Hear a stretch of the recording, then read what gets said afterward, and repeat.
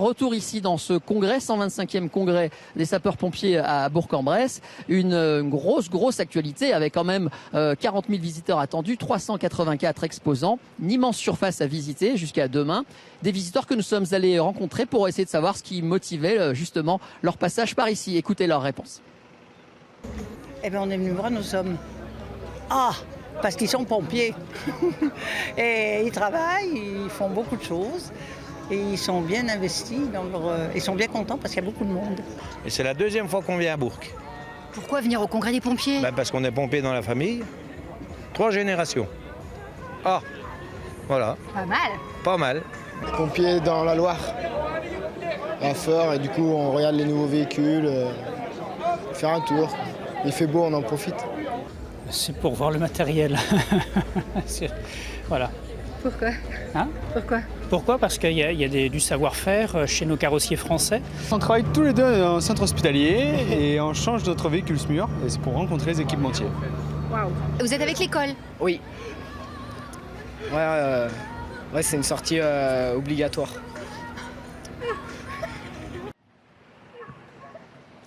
Bonsoir Eric Faure, vous êtes le président de la Fédération nationale des pompiers, vous êtes le premier représentant de cette corporation, on peut dire ça comme ça?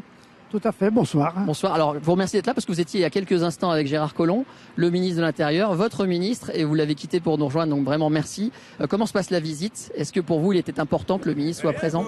C'est toujours important que le ministre de l'Intérieur, qui est le patron politique des sapeurs-pompiers, soit là. Ce soir, c'est une visite de déambulation dans les stands et demain, ce sera une visite un petit peu plus politique. C'est-à-dire que pour l'instant, vous voulez dire que la discussion était cordiale et qu'elle risque de se tendre avec les sujets qui vous préoccupent en ce moment? Il y a des sujets préoccupants. Pourquoi la discussion serait tendue? À partir du moment où on se parle, on s'écoute. On s'est parlé avec le ministre la semaine dernière.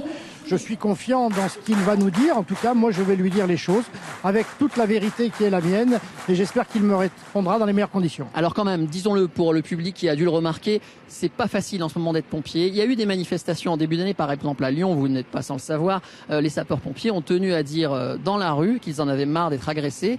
Il y a de plus en plus de problèmes de sécurité lors de vos interventions. Vous avez évidemment, j'imagine, entendu ce message et vous voulez vous aussi vous le répercuter. Qu'est-ce que vous avez à dire sur ce sujet? Bien entendu, les agressions augmentent verbales et surtout physiques.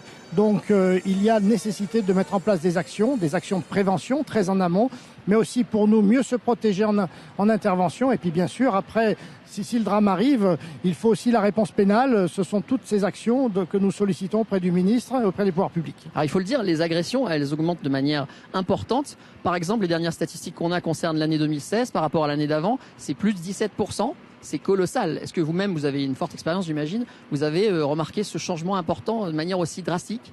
Oui, nous le remarquons et surtout ce qui est important de dire, c'est que pendant longtemps on a parlé d'agressions dans des milieux difficiles, dans des zones particulières. Aujourd'hui, ces agressions, elles ont lieu de partout, chez monsieur et madame tout le monde, parce que nous effectuons de plus en plus d'interventions pour des détresses sociales, des détresses psychologiques, voire psychiatriques. C'est malheureusement ce qui s'est passé à Villeneuve-Saint-Georges le 4 septembre dernier. Alors absolument, vous faites allusion au décès d'un soldat du feu, comme on dit, d'un pompier de la Drôme, en plus originaire de la Drôme.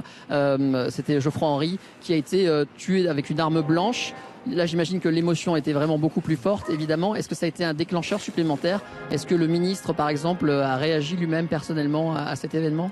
Oui, le ministre a réagi devant son cercueil lors de la cérémonie qui s'est déroulée à Paris. Il a déclaré que Geoffroy Henry ne devait pas être mort pour rien.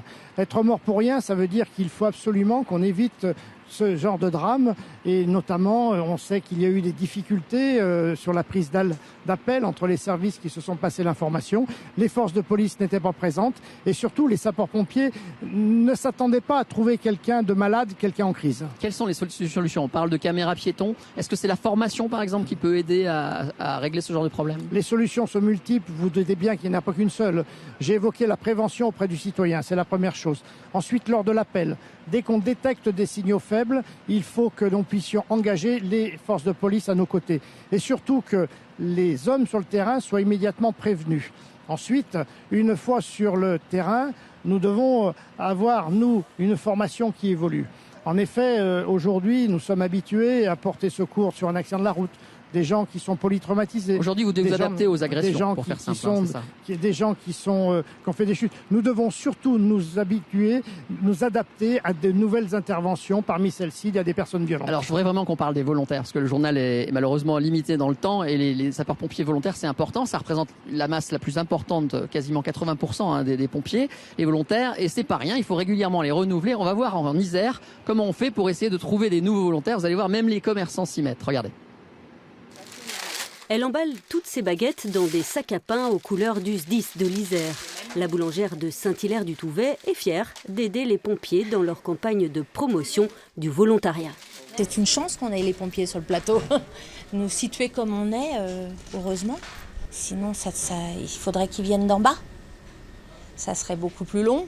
Ah non, c'est super qu'on ait des pompiers. Il faut qu'on les garde, nos pompiers.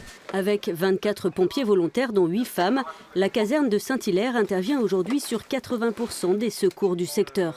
Pour éviter de faire appel à des pompiers extérieurs, elle aurait besoin d'une dizaine de volontaires supplémentaires. On a certains créneaux en journée qui sont durs à combler, et d'où un peu le recrutement qu'on fait en ce moment pour trouver des profils de personnes qui auraient un peu de disponibilité, pas forcément toute la journée. Ça peut être des petits créneaux 8h, 10h, 10h midi. Si vous avez envie de vous engager pour les autres, n'hésitez pas à contacter la caserne la plus proche de chez vous.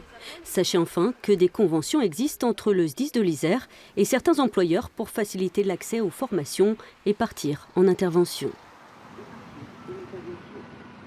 Éric Faure, est-ce que c'est difficile aujourd'hui de trouver des nouveaux volontaires pour rejoindre les sapeurs-pompiers ? Je veux dire que c'est pas facile et nous devons vraiment nous mobiliser pour de nouvelles actions. Plus de femmes, nous devons attirer beaucoup plus de personnel féminin. Là aussi, d'autres formes. La jeunesse, c'est très bien, mais nous avons des quadras qui sont prêts à nous rejoindre. La diversité dans des quartiers qui, a priori, ne sont pas destinés à fournir des pompiers volontaires. Nous avons aussi des actions dans ce domaine. Alors justement, on va voir un autre reportage qui montre combien la diversité peut être atteinte, tout simplement en changeant la formation de vos volontaires, puisque l'essentiel des interventions des sapeurs-pompiers, contrairement à ce qu'on pense parfois, c'est pas aller sur les incendies, c'est bien ça, c'est plutôt le secours aux personnes.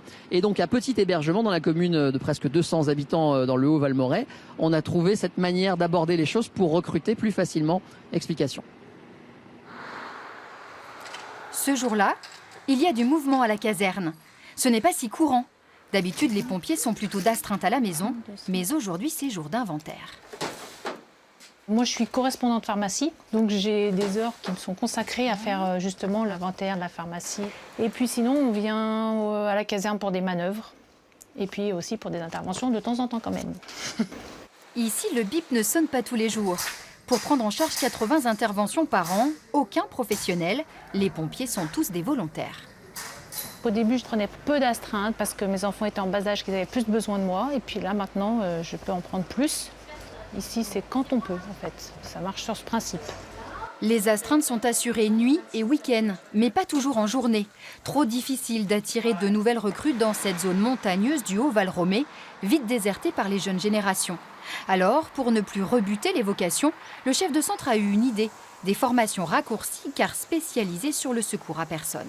Les personnes sont recrutées que pour faire des missions à personne, ce qui représente environ 90% de nos interventions à l'année.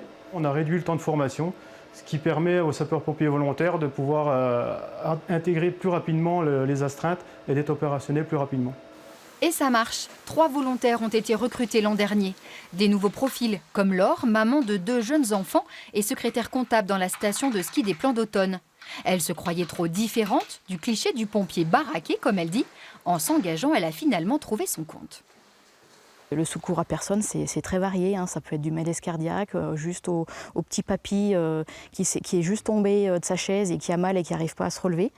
Donc c'est vraiment accessible quand même à tout le monde. Et voilà, c'est pour ça que je me suis engagée pour aider justement mes voisins, tout simplement.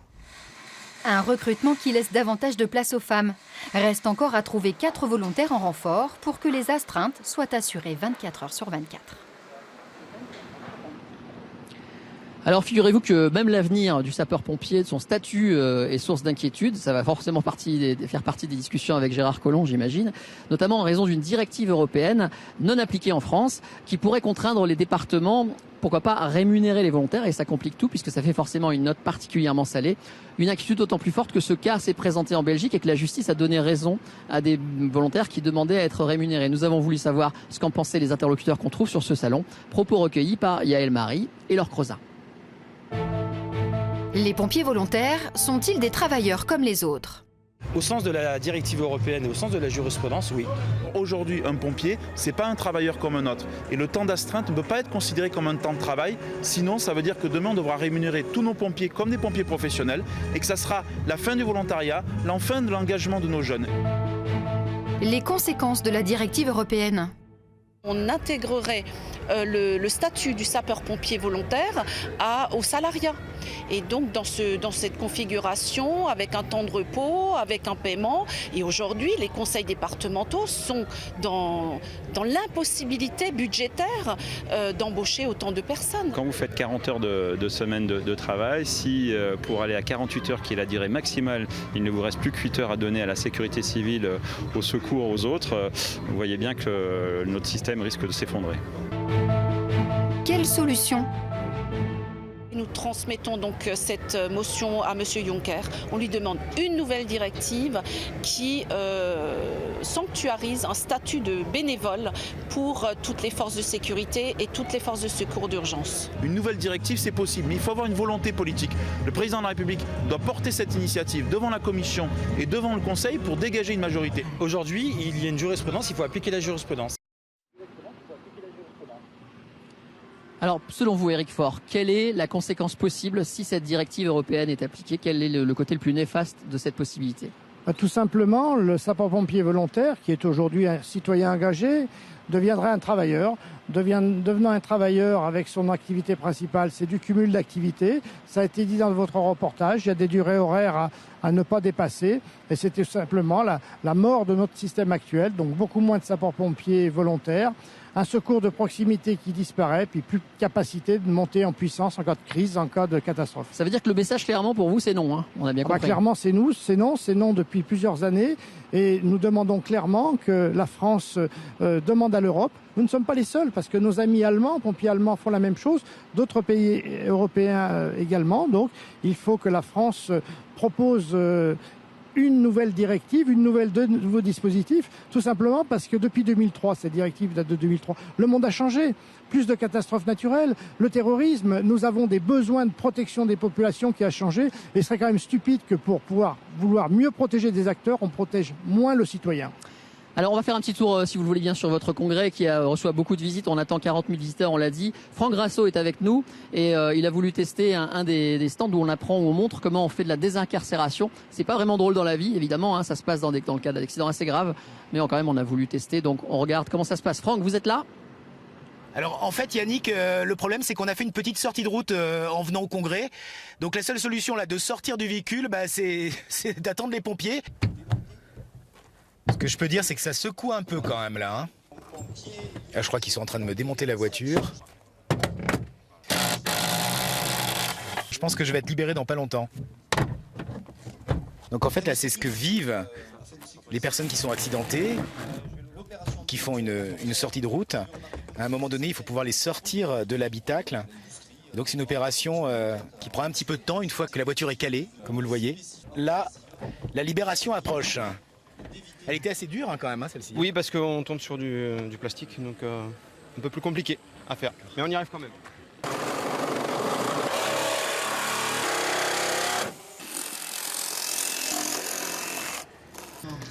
Bon alors le résultat est là, maintenant on a une voiture décapotable, mais au moins on est sain et sauf et merci aux pompiers du Vaucluse qui nous ont aidés. Merci Franck et merci d'une manière générale aux sapeurs-pompiers qu'on est bien content de trouver, notamment dans ces cas-là. Sans eux, comment ferait-on? Alors parmi les pistes d'amélioration du quotidien, du travail des pompiers qui sont très sollicités justement, il y a cette idée du rapprochement des centres d'appel entre les pompiers et le SAMU, on appelle ça croiser les régulations, hein, on peut dire ça comme ça. On va vous montrer un exemple parce que ça marche, ça existe parfois. Reportage à Bourg-en-Bresse au Centre commun de traitement et de régulation des appels. Reportage signé Franck Grasso et Laure Crozat. Des blancs, des rouges, des médecins, des pompiers. Sur le terrain, c'est une même équipe. Il faut sauver des vies. Mais en coulisses, une sorte de concurrence plane sur l'organisation des secours en France. Certains tentent d'y remédier. Allô, le SAMU. Depuis, vous faites des malaises. Ici, donc, en fait, les blancs sont chez les rouges. Le 15 vit à 2 pas du 18 et du 112. Seule une vitre sépare le SAMU des pompiers. D'accord, je vais envoyer les pompiers. Une plateforme commune lancée voilà 14 ans dans le département de l'Ain. Un exemple de coopération. Le premier avantage, c'est de se connaître. Donc les hommes et les femmes qui travaillent de part et d'autre peuvent échanger quotidiennement. Et en cas de situation exceptionnelle ou particulière, ça permet de débloquer facilement ces situations. Ne quittez pas, Une alerte est arrivée au 18. C'est un malaise lors d'un cours de gym. Comme un réflexe, les pompiers ont pris la route. Mais est-il nécessaire d'envoyer un médecin? L'appel bascule dans la salle d'à côté vers une assistante de régulation médicale. Oui, bonjour le SAMU, les pompiers sont en route. Dites-moi, qu'est-ce qui se passe? L'avis du médecin régulateur suivra. Il déclenchera peut-être une équipe du SMUR, basée à 4 km de là, au centre hospitalier. On attend d'abord le bilan des pompiers. Dis-moi. Alors, une dame de 68 ans. Oui. Qui aurait fait un petit malaise sans perte de connaissance. Pour cette fois, la prise en charge restera entre les mains des rouges. On évite ainsi les doublons. Être colocataire, c'est se connaître, se comprendre, se respecter. On partage quand même beaucoup de choses en commun finalement. Donc les oppositions qu'il peut y avoir, finalement, elles n'ont pas beaucoup lieu d'être. Il y a des guerres de chapelle, on sait un peu dans un certain nombre de départements, mais l'intention reste quand même assez proche, quoi. Donc voilà, donc il n'y a pas lieu de se battre vis-à-vis des patients, des victimes, c'est inutile. Bientôt, ce monde des secours prendra place dans une seule et même salle, 240 mètres carrés pour mieux dialoguer. Les réunions se suivent pour préparer l'alliance sur un même plateau. C'est avant tout les hommes qui font les projets et s'il y a une belle entente, il n'y a pas de raison que ça capote ou que chacun tire la couverture vers lui. Et là, au contraire, on est tous réunis pour un intérêt commun qui est la prise en charge de l'urgence médicale sur le territoire, sur le département de l'Ain. Certains diront que cette mutualisation n'est pas possible partout, qu'ailleurs le passé a écrit l'histoire des secours autrement. Mais les rapports parlementaires ou de la Cour des comptes sur le sujet affirment tous qu'il s'agit aujourd'hui d'une nécessité. Voilà, Monsieur Faure, une idée positive, constructive, qui peut donner envie d'être développée, non? Absolument. 13 numéros d'appel en France, principalement le 15, le 17, le 18.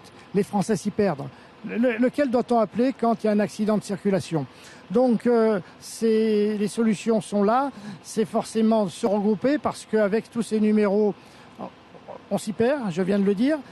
Lorsque l'appel arrive au mauvais endroit, on s'envoie les informations, les appels, perte de temps. Et puis, surtout, ce sont des gabegies de moyens.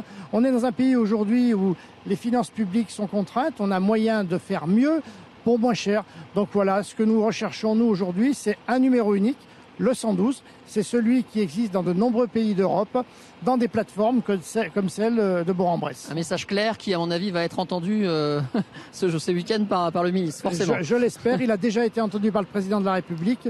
Les choses doivent bouger normalement d'ici la fin de l'année.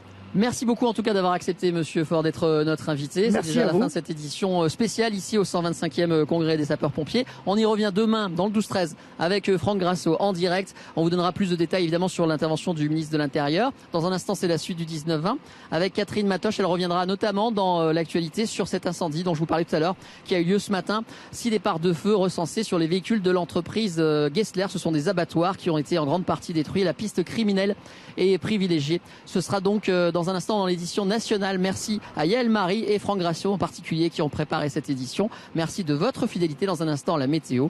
Bonne soirée sur France 3 et n'oubliez pas de venir ici voir le congrès des sapeurs-pompiers à Bourg-en-Bresse. Bonne soirée.